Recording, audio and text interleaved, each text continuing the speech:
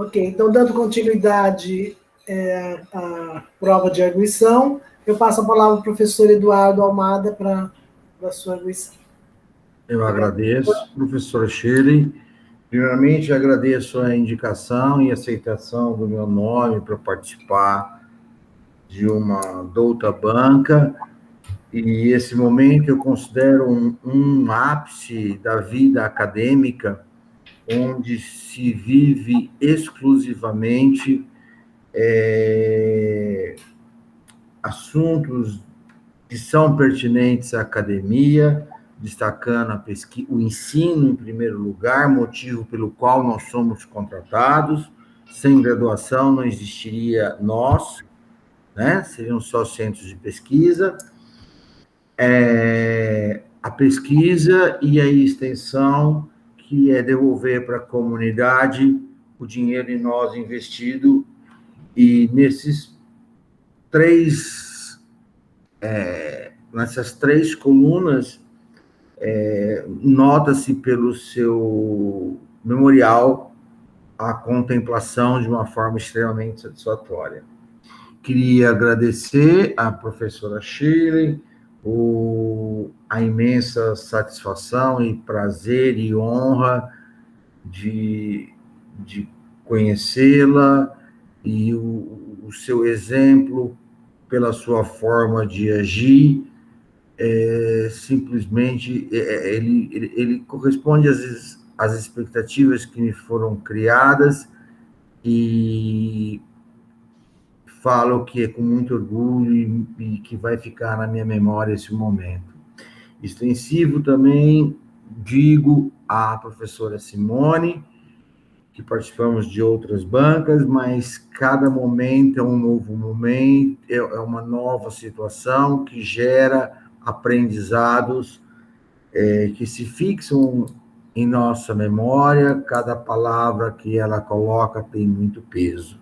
Muito obrigado, professora Simone, por tê-la ouvido e compartilhado dos seus pensamentos. Agradeço, e é um imenso prazer ter conhecido o professor Eduardo Caldeira, que também é recíproco, que essa identificação nos tornou próximo em pouco tempo, e eu também comungo muito dos seus pensamentos. Obrigado, professor. A professora Daniela, que também na sua forma, que é inseparável, caráter do profissional. Eu não acredito numa pessoa que fala, na vida pessoal eu sou de um jeito, mas o que importa é na vida profissional. Não, o caráter é algo indivisível. E o caráter que você sempre apresentou, você estende para as suas atividades acadêmicas, e vou te dizer que com muito admiração, e eu aprendi com você, e este é o ciclo da vida, tá? Obrigado. E a professora Ana Cláudia, que ela disse que o primeiro contato dela, da professora Ana, foi com o professor de anatomia. Não foi. O primeiro contato da professora Ana foi com o professor de ortodontia, que eu fui na sua sala, como coordenador da graduação, falar que trote era proibido. Verdade. E que trote não era uma atitude de um universitário, a não ser se o trote fosse receptivo, que essas brincadeiras de humilhação não fazem sentido no dia de hoje.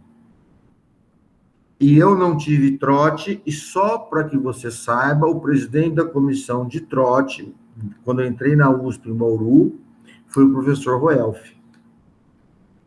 E o trote foi doar livros, aprender a conhecer a faculdade, e aprender a escovar os dentes, usar fio dental, porque a gente não sabia mesmo, não, nem fio dental a gente usava. Isso foi em 1982.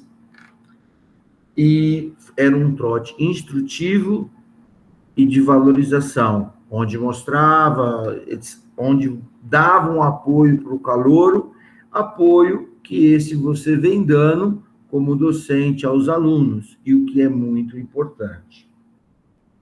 Devido ao adiantado da hora, eu vou procurar ser o mais breve possível. Na sua aula, como já colocado, mostra a sua maturidade e nela se insere, né, só confirma a sua competência e a sua participação nas atividades didática. A única pergunta que eu quero ouvir de você é que peças realizadas em 2019, 2017 pelo Junqueira de dissecção, né? Por que não teve a mesma acessibilidade de fazê-las aqui na anatomia da nossa universidade, da universidade que atuamos, no momento? É porque eu atuei nas três, né? No momento. Professor, primeiramente eu quero agradecer a sua presença na banca. O senhor sabe o quanto a gente tem um contato aí no dia a dia como docentes da FOP, e o senhor sabe o quanto eu sou grata de poder dizer que eu sou sua colega de trabalho, né? Que foi meu professor na Unesp também. E hoje minha professora, hein? Né? Trabalhamos em conjunto. É uma boa pergunta, professor, que na verdade a gente está tentando melhorar isso, né? Porque as peças que nós temos dissecadas na FOP, elas ainda não conseguem ter essa riqueza de detalhes preservados, né? Que o pessoal de Araçatuba conseguiu, né? Quando eu entrei na FOP como docente, eu pude ver que, apesar de nós termos, falando em termos de cabeça, né? De peça anatomia voltada para anatomia de cabeça e pescoço, nós temos um acervo bem grande, né? Tanto que nós transformamos em um biobanco, que está em análise na CONEP, inclusive. O material, a gente apresenta bastante material, porém, ele não está...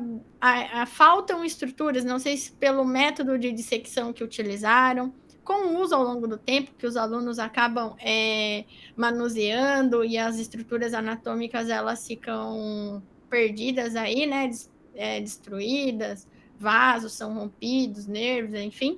Então, mas por sorte, nós, de 2018 para cá, nós temos feito um levantamento bem grande devido à proposição do Biobanco.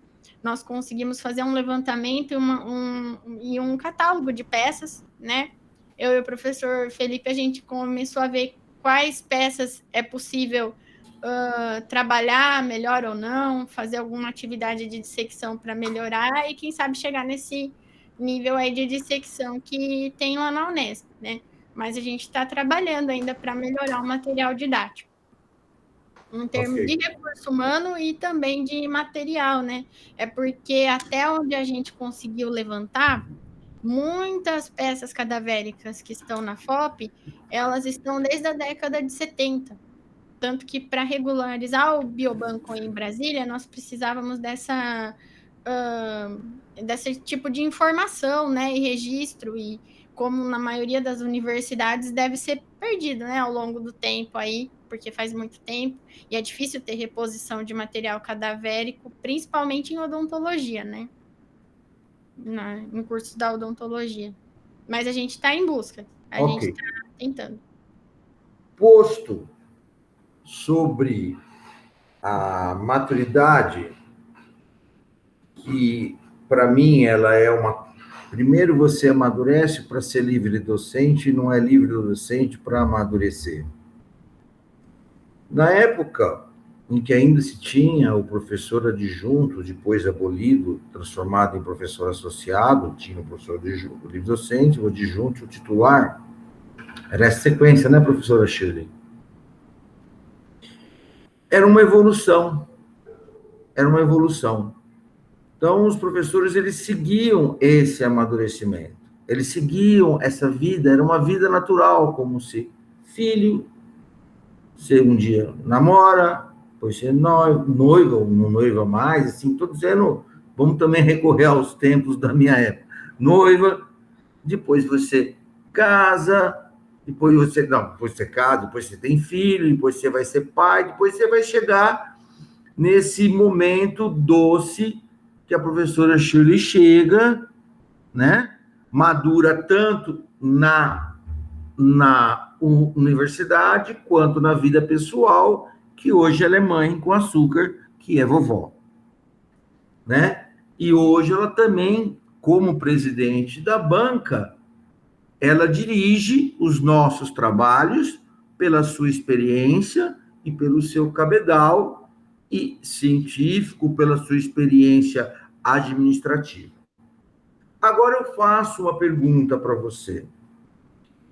Exige muito que sejamos ativos, e a Daniela colocou uma outra vertente do que eu vou falar, que também achei interessante, de fato, mas você, em todos nesse tripé da universidade, você contempla extremamente satisfatório. Na sua vida acadêmica, pelo seu memorial, concordo que pelos seus 5 anos de universidade, eles estão extremamente satisfatórios. Mas com o amadurecimento que você tem, como que você, como muito provável livre docente, considera a condução da política universitária como se fosse uma política partidária, impedindo que determinados, não estou dizendo exatamente você, que alguns profissionais sejam sabotados de evoluir administrativamente? Olha, professor, essa pergunta é um tanto quanto complexa. Seja o mais sucinta possível. Ok. Não queira me agradar. Primeira coisa, o livre docente, não queira agradar ninguém. Agrade os seus objetivos e as suas convicções. Assim, eu não tenho a resposta de como solucionar isso, né? Mas eu tenho a resposta do que isso afeta na universidade, enquanto nós como docentes, né? Independente da fase que esteja. Eu vejo que enquanto docente, né? E isso refletindo daí para os alunos, né? Em todos os níveis, graduação, pós-graduação e extensão, isso reflete num atraso, né? Assim, eu penso que quanto mais problemas políticos dentro da universidade, mais barreiras a gente coloca no desenvolvimento profissional do docente, e que isso vai refletir na sua lida no dia a dia com o ensino, a pesquisa e a extensão, né? E eu particularmente vivenciei alguns episódios dentro da universidade em que eu vi isso de perto, né? Eu pude ver que quando o ambiente político estava muito dentro da universidade e era levado isso de uma maneira como se fosse o principal objetivo, afetava muito os alunos, né?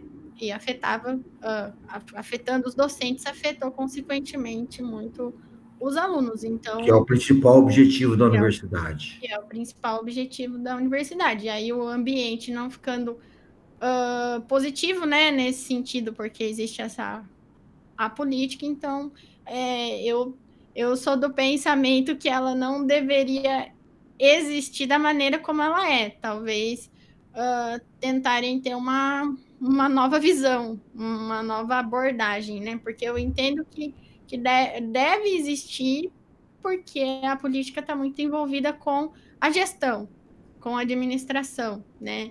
E deve ter a organização, deve ter a hierarquia, todas as instâncias que regem os órgãos públicos, né? E a universidade que estamos, como é um órgão público, ela precisa ser administrada corretamente, mas que nas unidades houvesse uma maneira do docente conseguir seguir, né, de maneira mais saudável, né? Ou meritosa.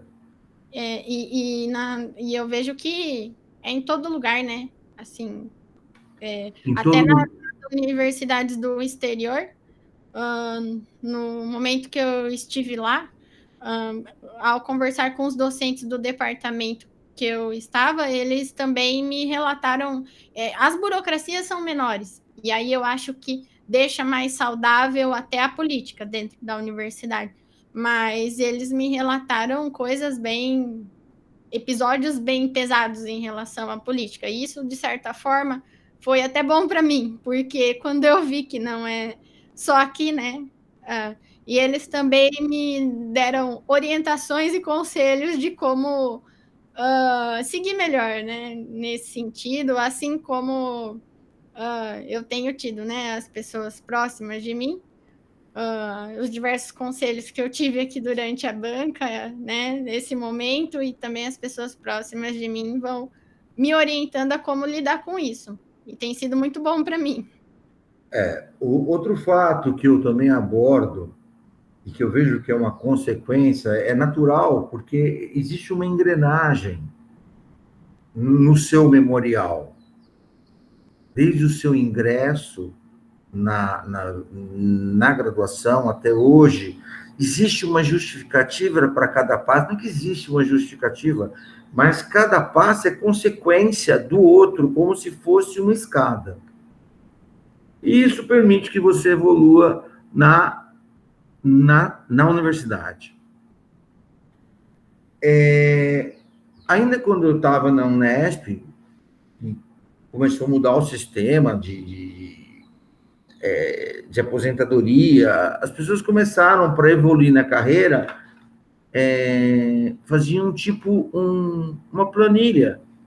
Eu preciso cumprir isso, isso, isso, isso. Agora eu posso prestar esse concurso. Agora eu preciso isso, isso, isso. Mas por que você precisa isso? Para ganhar dinheiro. Tudo bem, ganhar dinheiro não é feio. Acho maravilhoso quem tem um empreendedorismo.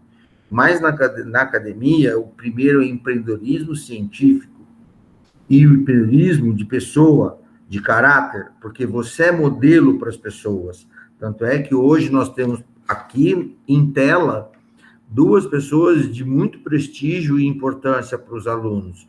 Você, Ana Cláudia, como paraninfa, e a professora Fernanda Miori Pascon, como nome de turma.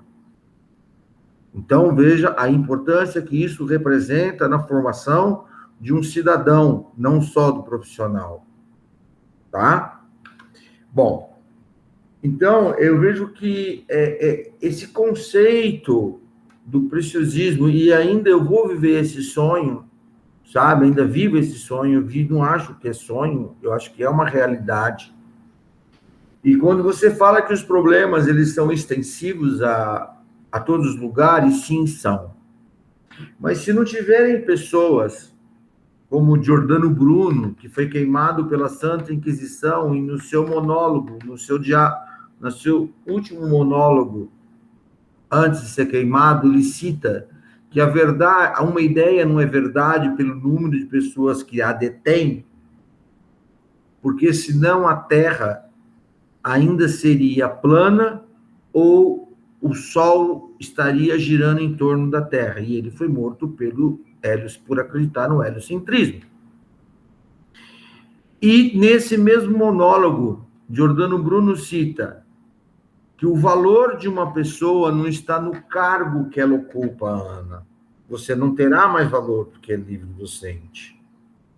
Você terá valor como você desempenha esse cargo. Então, Ana, eu chego na faculdade, eu supervalorizo a equipe da limpeza, que é terceirizada, e você não nota que eles estão presentes, mas se eles não trabalham direito, você nota. As pessoas notam. Então, não importa, isso é uma questão que a vida oferece de oportunidade num país que nós somos 75% dependente, SUS dependente. E essa é a importância social da extensão e que você cumpre. Bom, tem outro ponto da livre docência já perguntado para você, e aqui eu permito autorização para o presidente da banca para emitir a minha parca opinião, que assuma a sua identidade. Você amadureceu. Você, há um tempo atrás, há 1 ano, 2 anos, casou, você tem sua família, constituindo sua família,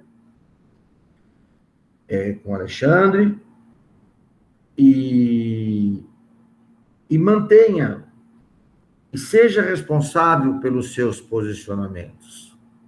Não ponha terceiros, como também não seja portador da ideia de terceiros. Assuma de forma madura e mantenha a dignidade e os objetivos do seu caráter, a idoneidade do seu caráter.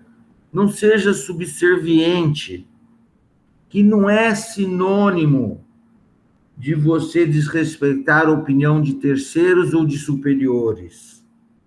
É sinônimo de você respeitar e formar a sua ideia.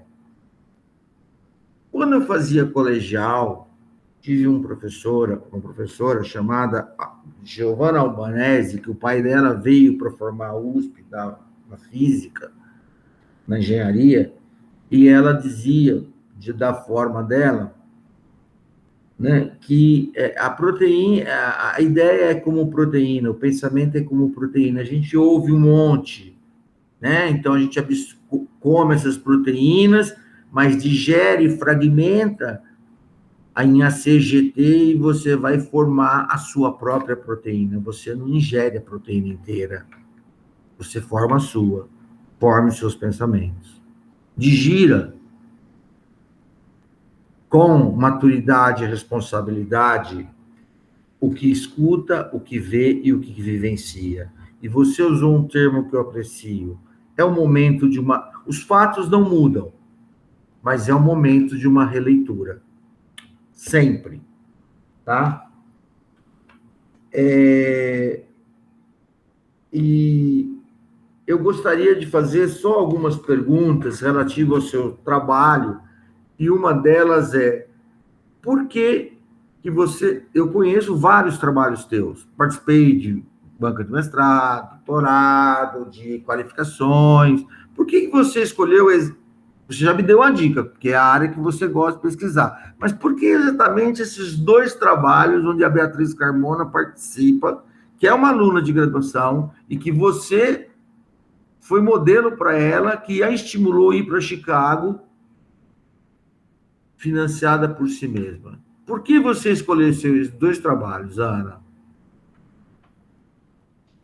Professor, obrigada pelos conselhos e considerações, porque são muito bem vistas, né? Antes de responder a sua pergunta, com certeza, com o amadurecimento ao longo da vida acadêmica, a gente consegue perceber que existe a necessidade de caminharmos com as próprias pernas, né? E impor mais os nossos julgamentos e opiniões no que a gente acredita, né? Ainda mais quando a gente quer seguir os valores éticos, né? E do bem dentro da docência, né? Então, eu vejo que esse é o caminho a seguir. Concordo com tudo. Em relação à sua pergunta, assim, esses 2 artigos, eles representam a linha de pesquisa que, como foi dito ao longo aqui da manhã, né, é a linha de pesquisa que eu consegui fazer esse resgate do que eu aprendi na iniciação científica com o que eu vivenciei na pós-graduação e o que eu verifiquei que havia necessidade de ser estudado e entendido, aproveitando as ferramentas que eu aprendi em ambas as universidades, né?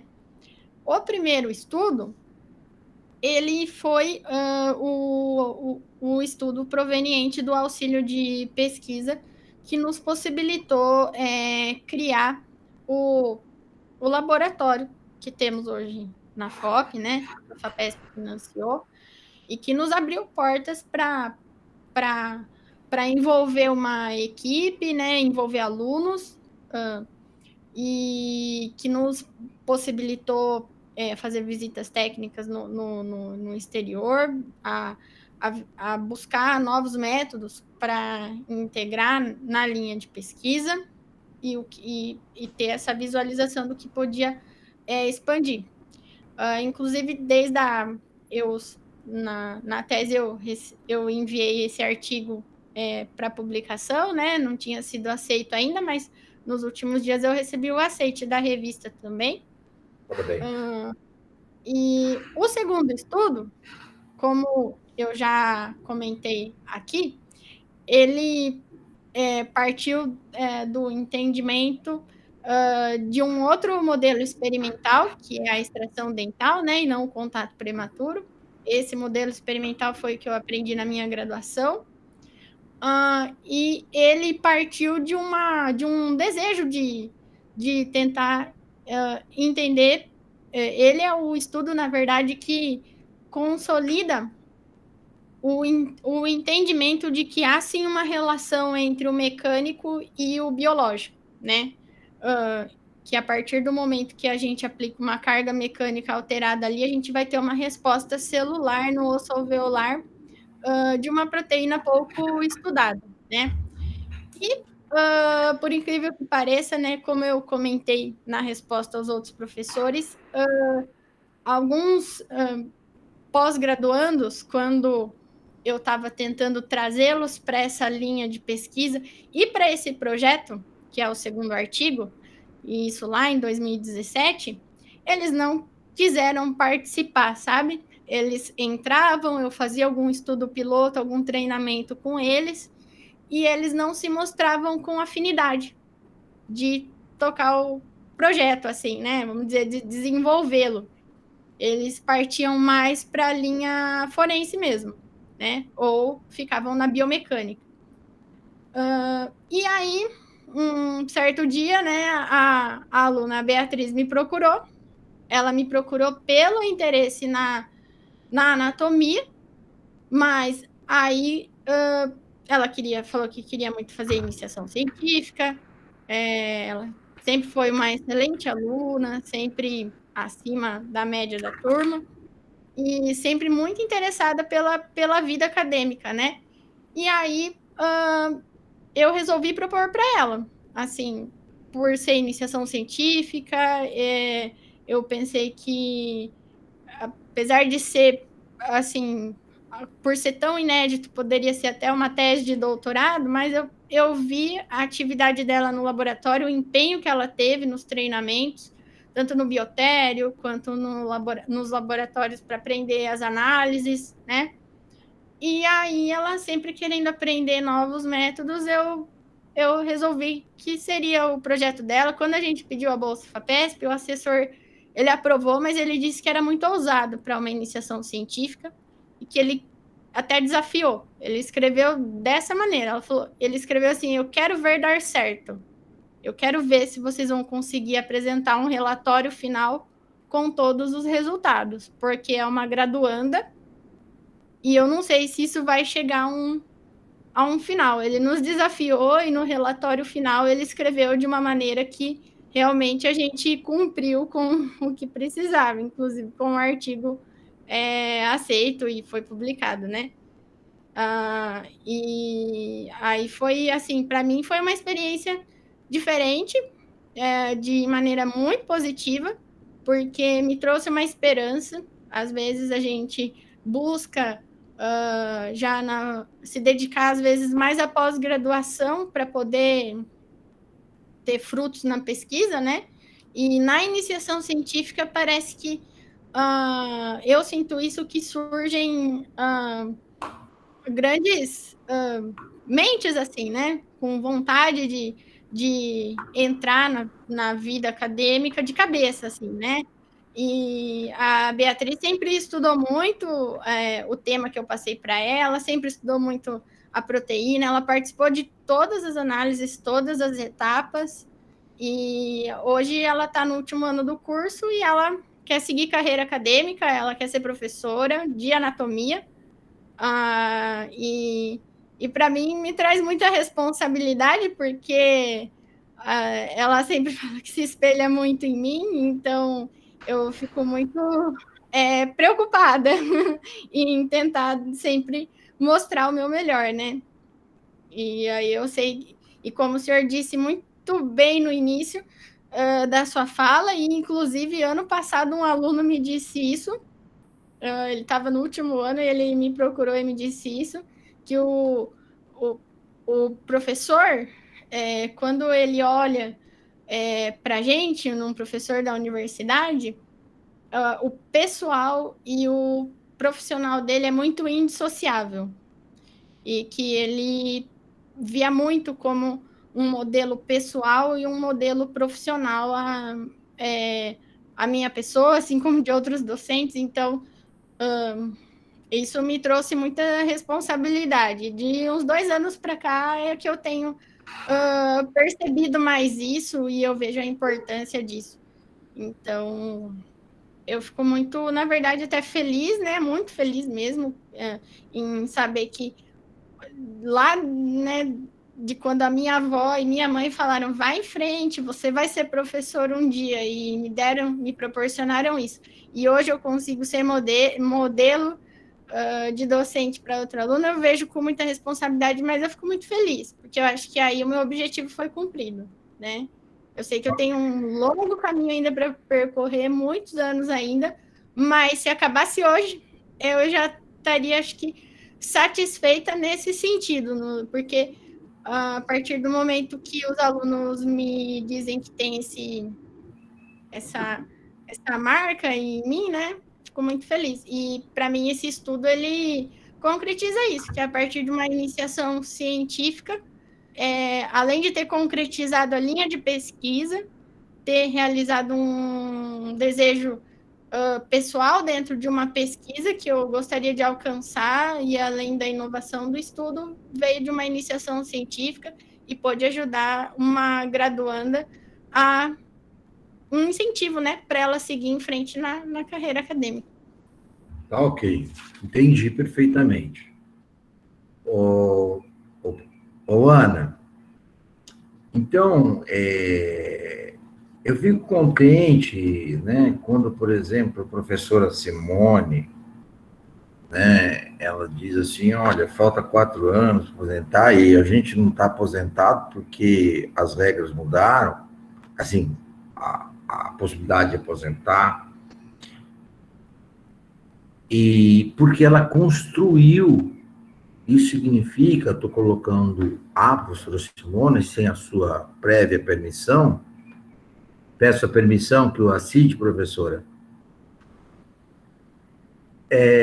que ela quer aposentar. Sim, com certeza. Porque ela tem a filha dela, ela tem uma vida que é a família, e que não for família, é particular, ou tem outros objetivos a serem cumpridos, onde você vai ser mais importante. E quando você aposenta, e na origem, na etimologia da palavra aposentar é ir para os aposentos, que é ir para a sua casa, né? Você está dando espaço para que mentes brilhantes como você ocupem o espaço, como a Beatriz Carmona vai ocupar o espaço de uma outra pessoa. Não que ela perdeu a importância, mas os tempos mudaram. E eu fico muito triste, assim, fico pensando o que é uma pessoa que fala assim, eu vou aposentar para quê? Eu não tenho nada para fazer em casa. Puxa, o que essa pessoa fez durante a vida inteira? Porque se ela trabalhou, faltou a vertente pessoal, não esqueça a vertente pessoal, Ana, na sua vida, tá? Não repita isso, vou fazer o que em casa? Não, não é essa a resposta. Você vai aposentar quando você não tiver mais utilidade onde você está. Tá bom? E quando você tiver outras prioridades a cumprir. E, enfim, e durante esse período da vida, onde também pergunto o que é para você e perguntaram para você o que você acha que é ser livre docente, e eu falo, assuma as suas opiniões, seja responsável por elas, eu também falo, assuma a sua identidade. Tem um livro que eu aconselho que você leia agora, se já não leu, não é aquele livro, aquele filme que é Antes de Partir, que chama Bucket List, com o filme original. É um livro que chama Antes de Partir, da Brown, uma enfermeira chamada Bronwyn Ware, que é Antes de Partir, 5 principais arrependimentos. Leiam esse livro. O principal arrependimento são pessoas que estavam já em cuidados paliativos. O principal arrependimento dessas pessoas era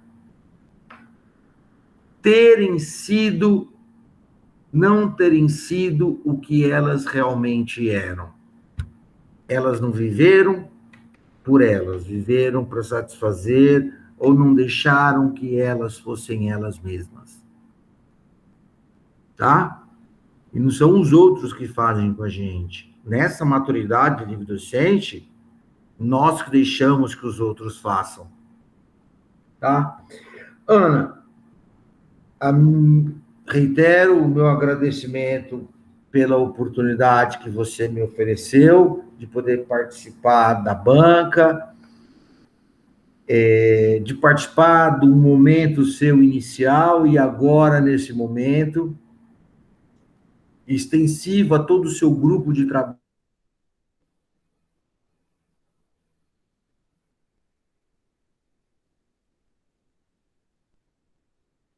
O professor teve algum problema, deve ter caído. Congelou a imagem.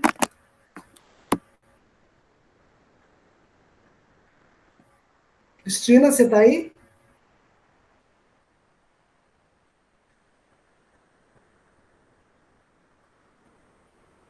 Vamos só aguardar um minutinho, ver se ele consegue retornar, para ele poder encerrar. Sim, professora. Aí, voltou. O professor voltou. Caiu aí, professor. Aí, eu falo agora para você. Não dependa da aprovação de ninguém.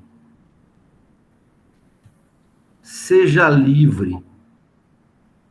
Se faça uma verdadeira livre docente. Sucesso e meus parabéns. Obrigado, professora. Assim termino minha fala. Obrigada, professor Eduardo. Ana, você gostaria de complementar alguma coisa? Apenas agradecer, professora. Agradeço as palavras do professor, os conselhos e os questionamentos também. Agradeço muito a presença dele na banca. Isso mesmo. Obrigada, então. Bom, e por último, né, eu sou a última. Fica mais fácil porque já fui contemplada aí com várias explicações, né, e respostas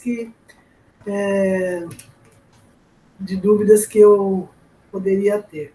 Então, eu também quero inicialmente agradecer a oportunidade de de participar da sua banca, a indicação do meu nome pelo departamento, pela congregação, certamente por você, né, que estava envolvida, deve ter me citado alguns nomes, e eu quero também agradecer as palavras carinhosas de todos vocês e dizer da minha satisfação também de participar dessa banca com vocês. Eu não conhecia pessoalmente o professor Eduardo Almada, mas já tinha boas referências dele por nome.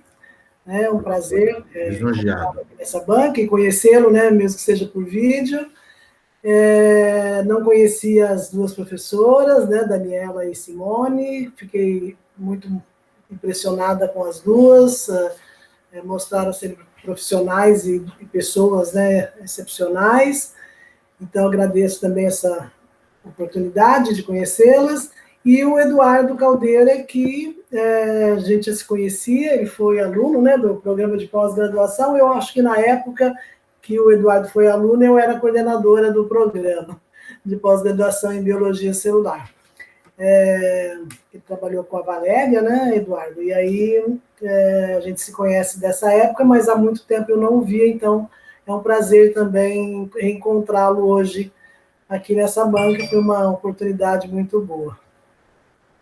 Eu gostaria, Ana, também de mencionar rapidamente sobre sua aula, que eu achei muito boa, sua apresentação, muito clara. Eu que não sou da área de anatomia, né, não trabalho com anatomia, achei muito didática e as imagens que você mostrou, a forma como você consegue transmitir de maneira bem sucinta e precisa,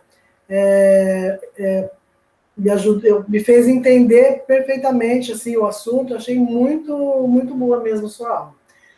E você também, quero destacar que você cravou o tempo, né?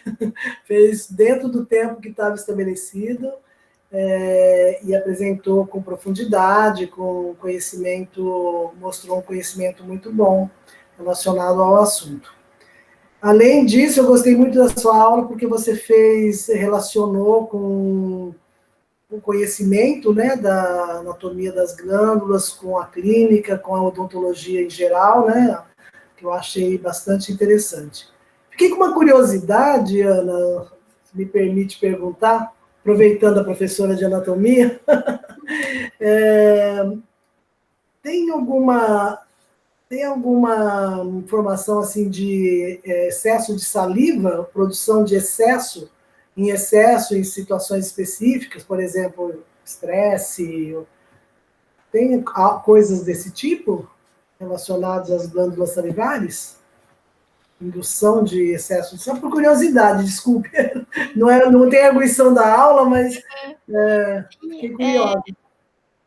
Na verdade, professora, eu não coloquei na aula, né, pelo tempo, mas quando a gente ensina o controle nervoso das glândulas salivares, a inervação, né, e como elas são controladas pelo sistema nervoso autônomo, né, tem essa influência, então pode ter uma produção em excesso de saliva, normalmente está relacionado com alterações Neurológico. do ambiente, né? Pode ser alterações neurológicas ou do ambiente, né? Um estresse, a pessoa passa a salivar menos, ou às vezes saliva mais, mas com uma saliva mais viscosa, dependendo da situação de algumas patologias, alguns tumores, né? Algumas patologias, elas causam a falta de salivação, mas alguns tumores causam inflamação no parênquima da glândula e podem aumentar a secreção.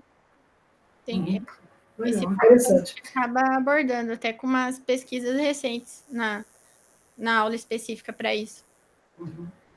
Então, eu gostei muito de ler o seu memorial, Ana. Achei ele muito assim, interessante a sua história, né, a maneira como você apresentou. E eu o conjunto das suas atividades mostra assim, que você, nesse curto período, né, de 7 anos após o doutorado, né, você tem atividades assim está muito completa em termos de atividade acadêmica. Você permeou, né, as várias áreas da atividade acadêmica, e eu achei assim, muito acima da média assim, a sua contribuição. Você realmente mostrou uma dedicação muito grande, que me impressionou bastante. Inclusive, quando eu recebi o convite, falei, nossa, mas essa menininha já vai fazer a livre docência? Parecia assim, que era uma... Né, eu conheci você algumas vezes, mas eu achava que você era muito mais recente da carreira, muito mais jovem, que você não teria ainda feito uma atividade acadêmica tão intensa como você mostrou aqui nesse memorial. Então, eu fiquei bastante impressionada, gostei muito de ver aí a sua história acadêmica, tá? A sua atividade. Vários pontos que o pessoal perguntou, eu já fui contemplada com as respostas que você deu, mas eu vou só abordar um outro ponto, e um dos pontos que eu gostaria de falar é sobre ensino. Anatomia, claro, permeia todas as disciplinas, você participa de várias disciplinas, a forma como a FOP organiza as disciplinas me pareceu realmente um pouco diferente, né, do que é mais tradicional, e achei bem, assim, interessante. Você falou no seu memorial que você se dedica a melhorias na aula, melhorar as aulas de graduação. Que tipos de melhorias você já introduziu e que você acha que contribuiu para fazer um ensino ficar melhor nas suas aulas de anatomia? Professora, um ponto foi o que o professor Almada já até perguntou, né, em relação ao desenvolvimento de materiais didáticos, né, a gente tem buscado, de acordo com o feedback dos alunos, a gente tem buscado melhorar o material didático, não só nas peças anatômicas, mas o desenvolvimento de modelos computacionais, mesmo antes dessa situação de pandemia, na disciplina de reabilitação oral, nós temos, nós trabalhamos em conjunto com a prótese fixa, né? Nós damos anatomia dental e eles dão a parte de escultura.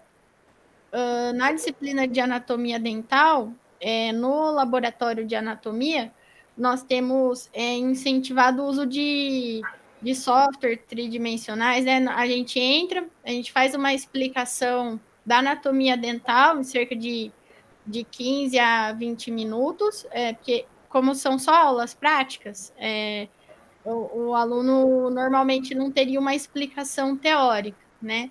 E a gente tem introduzido essa explicação teórica, mas a gente deixa disponível no laboratório um computador com um software que a gente tem desenvolvido os modelos tridimensionais. E aí, enquanto o aluno está com o dente natural em mãos, ele consegue aprofundar nas estruturas anatômicas de maneira mais macro no software, né? Então, os modelos computacionais que a gente utiliza em pesquisa, a gente tem trazido para a graduação, né? Até uma ideia nossa, né? Eu, o Felipe e o Alexandre, a gente tem tem tentado aí tentado de repente trazer esse modelo e se tornar um aplicativo, algo que seja disponibilizado para os alunos aí de maneira geral, né? Como são softwares muito caros assim para conseguir ter uma licença para cada aluno, né? Mas a gente tem tentado aí fazer de uma maneira mais assim, realística possível. E eles gostam bastante. Outro, assim, eu vejo que a maneira também de ministrar as aulas é tentar deixar o conteúdo mais aplicado possível e também focar no que é importante para eles. Tem tem dado um feedback positivo deles, tanto pessoalmente quanto nas avaliações. Eles dizem que a cada ano eles vão se sentindo assim mais confortáveis em estudar no laboratório, e tanto que eles voltam e buscam a gente lá para ajudá-los no estudo da anatomia. Então, nesse ponto, há muito que melhorar, né? Principalmente em relação a alimentar mais o biobanco, mas eu vejo que a inserção das tecnologias, possibilitar que eles usem, por exemplo, os atlas de anatomia de maneira virtual ali no laboratório. Então, isso vai ajudando bastante. Ana, há uma discussão aí que a gente sempre vê lá no estudo de biologia, ouve um pouco, de colocar mais modelos e menos peças anatômicas, né? Até pela dificuldade, até por outras razões aí, enfim, humanísticas, não sei se seria esse o termo, mas enfim. O que você pensa disso? Você acha que seria possível substituir as peças anatômicas por modelos, por vídeos e outras formas de estudo, ou você acha que a gente está longe disso ainda? Qual é a sua opinião sobre isso? Professora, eu agradeço por essa pergunta, porque eu, apesar de ser jovem e não ter sido, assim, a minha graduação e toda a minha fase de formação, não foi numa época que, vamos dizer assim, tinha uma abundância de peças anatômicas para fazer dissecção, né? Eu já tive uma formação em que a gente estuda as peças anatômicas, mas não pode dissecar, né? E que no passado isso foi possível, né? Nas décadas de 80 até 90 mesmo, isso ainda era possível. Mas, apesar disso, né, de eu não ter tido a minha formação com dissecção para depois ir para a clínica, eu ainda reforço a importância de manter o cadáver, né? Mesmo que a gente crie modelos virtuais incríveis, plataformas incríveis de estudo e o uso de modelos artificiais, né? Inclusive até com prototipagem, né? Nós conseguimos uma máquina de escaneamento 3D, de impressão 3D, a gente tem feito uns modelos de dentes também, de crânio, né? Mas eu vejo que se o aluno não tiver anatomia palpatória, então, ir no cadáver e sentir a textura da glândula, dos músculos, da expressão facial, da mastigação, reconhecimento dos vasos da face, a anatomia do dente, isso no natural, no real, isso eu vejo que influencia muito na clínica, assim, para ele ter a sensação dos planos corpóreos. Eu vejo que nenhum tipo de boneco, modelo, ele consegue ter essa realidade, né?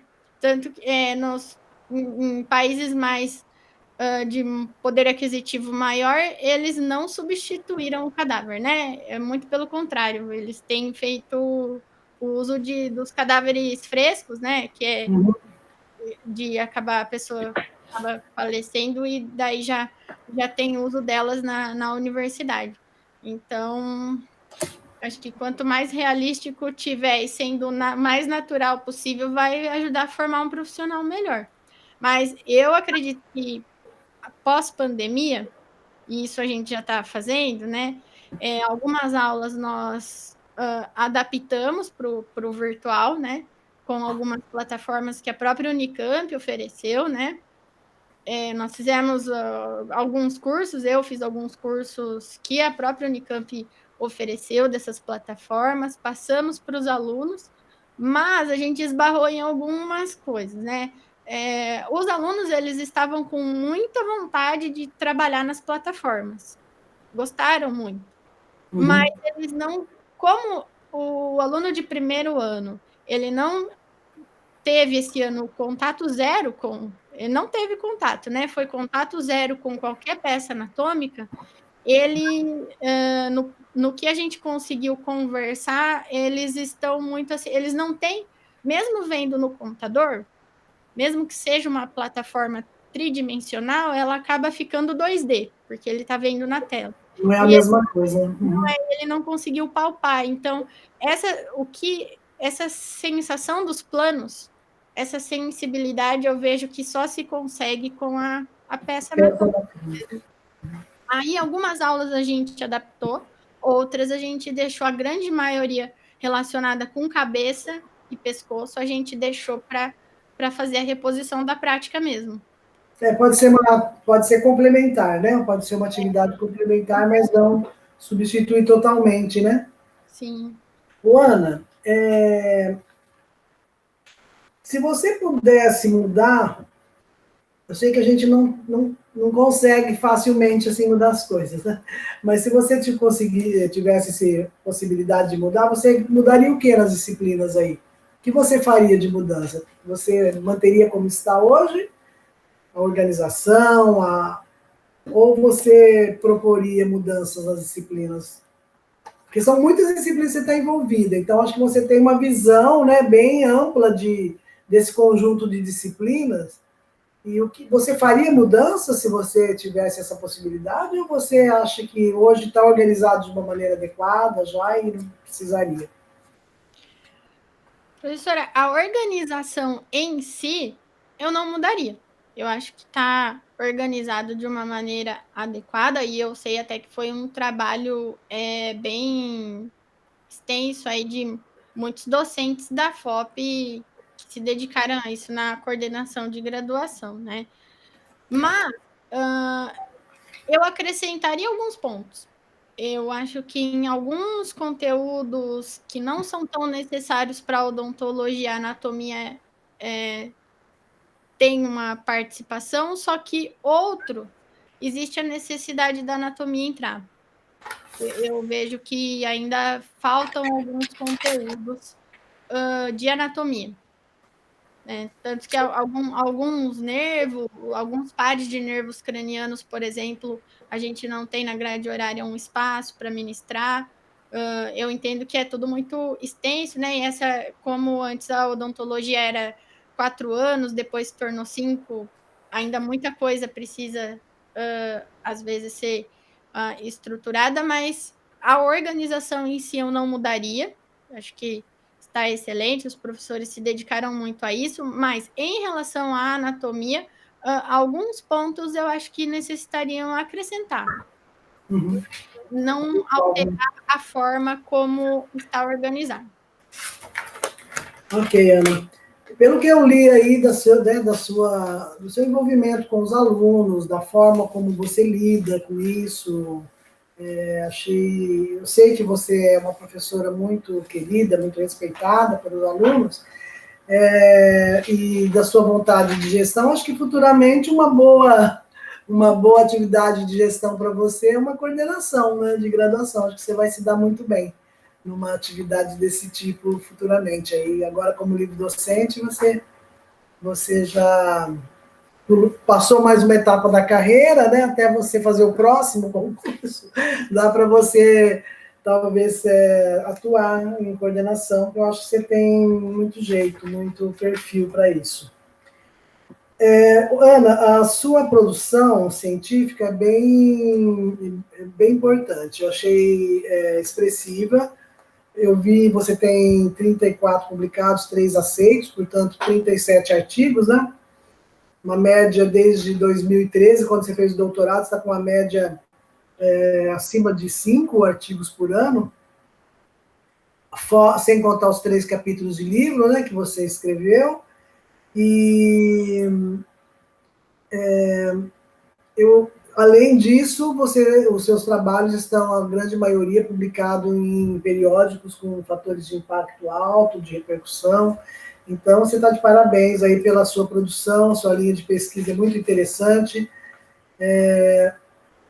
Gostei bastante de ver aí a sua produção.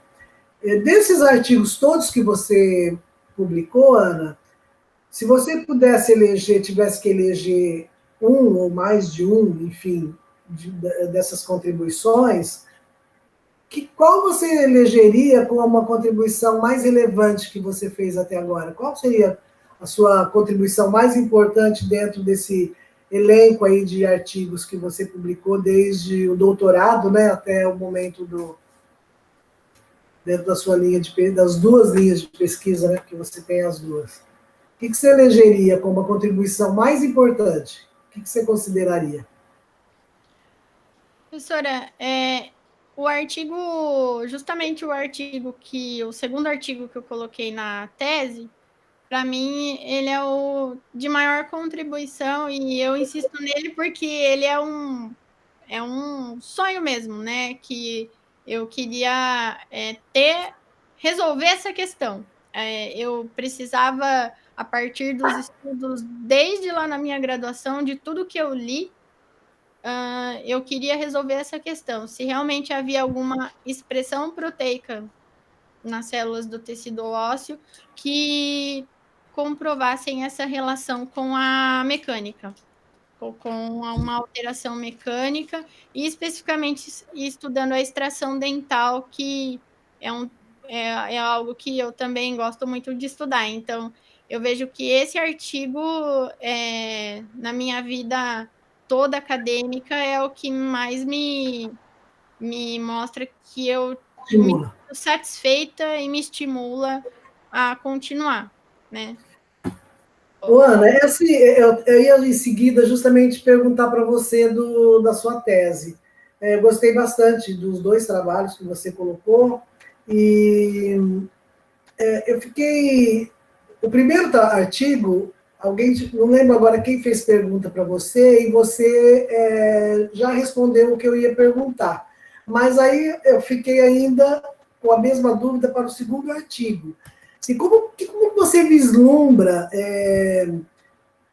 para o futuro, né, no futuro, a aplicabilidade dessa descoberta, desse estudo que você fez no seu segundo artigo?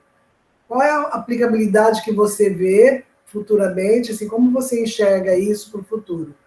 Gostaria que você explorasse um pouquinho para nós, assim, a aplicabilidade da pesquisa, da expressão, né, do aumento aí da expressão dessa proteína, né, a beta-catenina. Professora, a curto... Você tem um dado, desculpe, você tem um dado aí de pesquisa, né, com aplicabilidade, digamos assim, já envolvendo, né, uma situação dentro da odontologia, mas eu queria ver um pouco mais além, assim, como que você vê que isso vai futuramente ter algum retorno para a odontologia, vamos dizer assim. A curto e a médio prazo, eu penso que seria em tentar modificar a forma que os experimentos em animais são realizados, pensando na pesquisa em odontologia em si. Então, sabendo da onde essa proteína se expressa e sabendo que a gente consegue associar ela com a simulação computacional daquele animal, outros tipos de estudo, de experimentos, então, colocação de implante no rato, estudo de scaffolds, de membranas, de biomateriais, de forças ortodônticas que estejam ali sendo reproduzidas no animal, a gente vai conseguir entender a influência da mastigação daquele animal e de qualquer situação da odontologia que seja simulada na cavidade oral daquele animal, a gente vai conseguir entender, além do que já os pesquisadores estudam, a gente vai conseguir entender se a mastigação dele com aquela situação está alterando algum resultado ali no experimento que ele está fazendo, né? E até como um objetivo secundário aí é, quem sabe, num futuro próximo, tentar eliminar o uso de animais e conseguir usar apenas a simulação computacional daquele animal, né? Simular diversos experimentos ali, validando o modelo computacional. Isso a curto e médio prazo, né? Agora, a longo prazo, seria conseguir levar isso para o ser humano. Era a minha próxima pergunta. Quanto você acha que dá para transpor para o ser humano? Ser humano, Porque o grande desafio é como conseguir aplicar essas análises no ser humano, sem interferir com a ética e com o biológico, né? Por exemplo, o equipamento que eu trabalhei lá na Universidade de Chicago é uma voltagem bem grande de raio-x que passa pelo corpo do indivíduo, né? E você precisa fazer um acesso cirúrgico para colocar marcadores de titânio nele. E aí, conforme tem a mastigação, a máquina dá a orientação nos 3 eixos da mastigação específico daquele animal, né? Se fosse o ser humano, alguém que vai instalar, um profissional que vai instalar uma prótese total, uma prótese fixa, um implante, uma reabilitação total no paciente ali, ele ia conseguir ter a orientação de como a mandíbula daquele indivíduo se posiciona em relação às maxilas, como é a articulação do indivíduo, mas isso não é possível fazer no ser humano, né? Você não pode fazer um acesso cirúrgico, colocar placas de titânio ali para ter orientação e nem passar a voltagem. Então, por isso que esses estudos em animais para entender o comportamento do aparelho mastigatório do animal e depois conseguir induzir, né, situações que a gente encontra no dia a dia na clínica odontológica no animal e depois tentar validar e propor uma simulação computacional, quem sabe a gente consegue resolver um dia esse gap, né? Como transpor do animal para o humano. Para o humano. Uma última curiosidade aqui com o trabalho experimental em ratos. Vocês fizeram alguma correlação com idade? Eu mantive como animais adultos jovens, né? Só que já tem em andamento um projeto com senis, rato senis e alterando a dieta também. Uhum. Esse é um próximo passo aí para os próximos. Pode ter interferência, né? Você acha que pode ter, então, alguma diferença aí, né? Ana, parabéns pela sua produção, a sua equipe, né? O Felipe, Alexandre, e os alunos que participam, as outras pessoas envolvidas, os outros colegas. Realmente vocês formaram uma equipe muito boa, né? E vocês estão fazendo trabalhos relevantes e eu parabenizo você por isso, e você e toda a equipe aí que trabalha. Hoje em dia a gente só trabalha assim mesmo, né? Em equipes, tem que ser interagindo, né? E acho muito interessante. Você entrou nessa linha de biologia forense, que eu acho que é uma linha que tem, apesar de você gostar mais da outra, tem possibilidades, muitas possibilidades de crescer. Eu acho que você vai ser acessada muito por conta dessa linha, né, de pesquisa. Eu sei que tem o professor Daruji, que também trabalha nessa área, né, aí na FOP. No Instituto de Biologia nós tínhamos o professor Arício, mas ele aposentou, então, infelizmente, a área forense ficou um pouco defasada. Não sei se alguém vai continuar ou está continuando lá na parasitologia, mas é uma área que eu acho que tem carência no país, né? E acho que vai crescer aí para você, vai pensando nisso. Os peritos é interessante também, né? É uma área muito interessante. Eu gosto bastante de estudar também, né? Mas nessa área, como a gente ainda tem que se aprofundar muito, né? E como envolve o judiciário, a gente sempre fica um pouco, a gente dá uns passos para frente, mas espera um pouco para ver a repercussão, né? Mas nós fizemos palestras na FOP para os juízes da cidade, né? Porque a gente tinha a intenção de saber assim, será que essa simulação computacional que a gente está fazendo seria possível um juiz aceitar numa perícia, né? E nós chamamos todos os juízes da cidade de Piracicaba, foi Limeira também, Americana, e nós mostramos os artigos publicados, as simulações, e conheceram o laboratório. Tanto que um deles que concedeu um financiamento. Ele ofereceu o ano passado para nos ajudar com uma necessidade. A gente precisava de uma câmera de slow motion, né? Filmar assim em vários frames, porque nós fomos fazer simulações no IML também. E ele nos incentivou, ele deu financiamento, nós adquirimos a câmera para a área de anatomia na FOP e a gente tem que desenvolver esse projeto, ia ser esse ano, mas com a pandemia ficou parado, né? Mas a gente tá dando continuidade, sim. Mas a gente sempre vai, assim, mais devagar, justamente porque, como existe essa aplicação direta e uma interferência direta em decisões judiciais, aí dependendo do que ocorrer com os resultados, a gente sempre vai necessitando da ajuda dos alunos peritos, do professor Daruji, então a gente vai mais Ana, desculpe, pode terminar. Não, era isso mesmo, a gente vai sempre com mais calma, né? E vai dependendo do auxílio de mais profissionais, além do que a gente já trabalha, né? A gente depende muito do auxílio do pessoal do judiciário, dos peritos, né? Então, por isso que a gente vai com mais calma. Vocês vão somar, né? Mais uma alternativa, né, de análise que eu acho muito importante. Parabéns também pela sua inserção internacional nesse pouco tempo, né, da sua carreira aí, você já buscou essas interações que são importantes, né, não só para o seu próprio crescimento profissional, mas também para a própria instituição, para a pós-graduação, né, eu acho que você está dando uma contribuição também muito importante, né, você e a equipe, o grupo, buscando essas interações. Eu queria também te parabenizar, já foi a buscar recursos, auxílios, né, FAPESP e tudo mais, então você construiu a sua carreira de uma maneira bastante equilibrada e eu achei muito bom.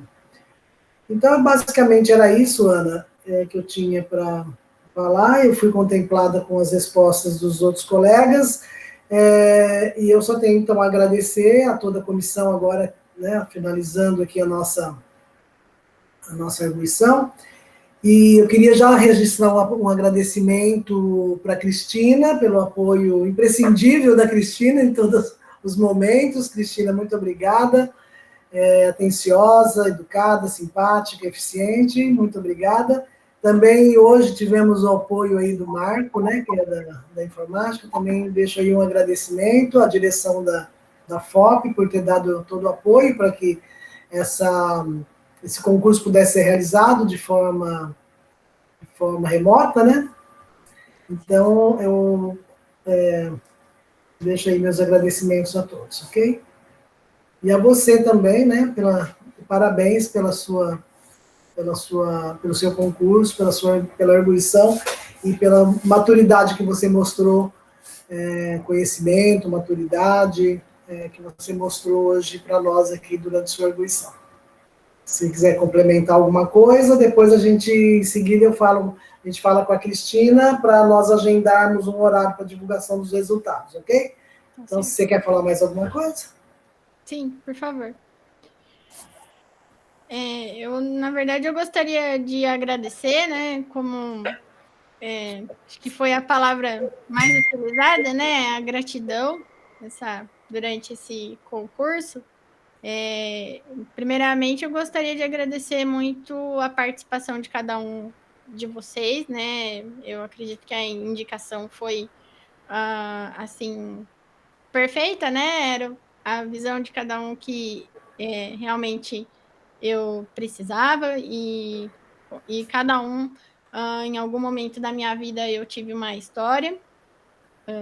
Então, eu agradeço muito os comentários, as perguntas, as sugestões, os conselhos. Com certeza eu vou levar para a minha vida, não só profissional, mas como pessoal também, porque cada um de vocês aqui é um exemplo e um modelo profissional e pessoal a ser seguido. Também gostaria de agradecer muito a instituição a qual eu sou professora, né, a FOP, Unicamp, que me acolheu desde da pós-graduação, então, especificamente a área de anatomia, né, que me deu essa oportunidade. O programa de pós-graduação com área de concentração em anatomia, a qual eu sou professora, é um dos poucos que restaram no Brasil, né, com essa área de concentração, então sempre foi um sonho e eu consegui realizar graças à oportunidade que ambas as instituições que eu tive minha formação, né, a Unesp e a Unicamp, me concederam. E eu, assim, se eu for nominar cada pessoa que passou pela minha vida e que foi, assim, fundamental, porque mesmo eu costumo, assim, sempre pensar e dizer que mesmo que haja qualquer tempestade na nossa vida, pode ter 1000 pessoas contra, sempre vai ter uma que vai estar ali do seu lado, te segurando, te ajudando. Então, eu sempre tive uma pessoa. Sempre eu tive uma pessoa que, em algum momento da minha vida, me ajudou desde a minha infância para eu conseguir conquistar o que eu tenho de vida hoje, né? Seja pessoal ou profissional. Também não posso deixar de agradecer as pessoas que estão diariamente comigo, né? Principalmente o meu marido, que além de ser marido, ele é colega de profissão, né? Então, nós desde a graduação aí conseguimos caminhar juntos na mesma área, nas mesmas pesquisas e acho que um complementa o outro aí, um dá força para o outro. Também não posso deixar de agradecer o professor Felipe, que quando eu cheguei na FOP também para fazer a pós-graduação, ele me acolheu, né? Me orientou, foi como um impulsionador, né? Ele costuma dizer que é para eu voar, para eu fazer, então ele está sempre comigo. Tenho muitas mais pessoas para agradecer, mas se eu corro o risco aqui de a gente se estender muito e também esquecer de alguém, né? Agradecer as pessoas da minha família, né? Que foram o suporte, não só da minha família, mas da família do meu marido, e que acaba sendo agora uma única família, né? Então, é sempre tão perto para tudo, né? Apoiando em tudo, e acho que é por isso que a gente consegue aí ter esse caminhar, né? Essa trajetória, e que sempre estão aí nos impulsionando. E também, como foi comentado aqui, a vida profissional acadêmica ela é indissociável da pessoal, né? Apesar de que nós temos que ter essa vida fora da universidade, é muito difícil, a gente acaba respirando aí 24 horas a universidade, mas nós temos bons frutos de conhecer pessoas assim incríveis, né? Pessoas que ficam para a vida pessoal também. Então, também não vou nominá-las, porque eu corro o risco de deixar de falar de alguém. Cada pessoa teve uma importância na minha vida. Então, só tenho a agradecer mesmo, e agradeço especialmente a vocês, porque dada a situação em dezembro de 2020, em plena pandemia, as professoras se recuperando, então agradeço muito.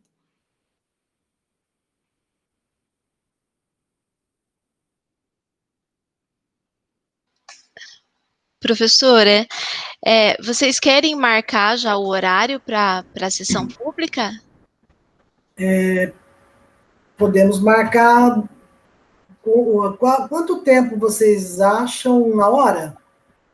Uma hora é suficiente, pode ser até menos, não sei.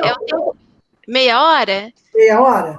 Pode então, ser. Agora são 15 para as 2. Né? Isso. Meia hora, tá ótimo. Para as 2. 2h15? 2h15, tá bom, pessoal? Tá ótimo. Tá ótimo. Ok, Cristina. Então, Ana, agradeço. Se você puder agora deixar a sala, nós vamos discutir agora as notas, né? Das duas provas que você fez hoje. Tá certo. Tá Obrigada. bom? Obrigada, Ana. Então, eu retorno às Então, às 2h15. 2h15. Eu posso avisá-la também, viu, professora? A hora que for para retornar, você prefere? Prefiro, por favor. Tá, ok. E aí vai ser transmitido no YouTube? Sim. Ah, Sim, então a sessão pública, sim. tá certo. Muito obrigada.